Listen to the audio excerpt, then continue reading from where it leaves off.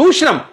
అలాంటి ఒక భయంకరమైనటువంటి చాప కింద నీరులాగా ప్రజా అసెంబ్లీ ఖచ్చితంగా ప్రజల దగ్గరికి తీసుకుపోవాలా, ప్రజల లోపల చైతన్యవంతులు తీసుకురావాలి. డెఫినెట్ మారుతారు సార్. మనిషి అన్నప్పుడు తన కోసం కష్టపడుతూ మాట్లాడుతూ ఇంత ఒర్రుతూ చేస్తున్నటువంటి వాళ్ళకు తప్పకుండా డెఫినెట్గా అరే మన కోసమే కదా మాట్లాడేది అనేటటువంటి నిజాయితీ డెఫినెట్గా వస్తుంది. ఏదో ఒక రోజు ఎంత కర్కశమైనటువంటి హృదయం ఉన్నటువంటి వాడికి కూడా ఏదో ఒక రోజు ఒక భావన వస్తుంది. మనిషి అయినటువంటి వాడు మరీ పూర్తిగా దుర్మార్గుడైతే ఆ మనిషే కాడు వాడు. మరి ఉన్నా ఒకటే లేకున్నా ఒకటే.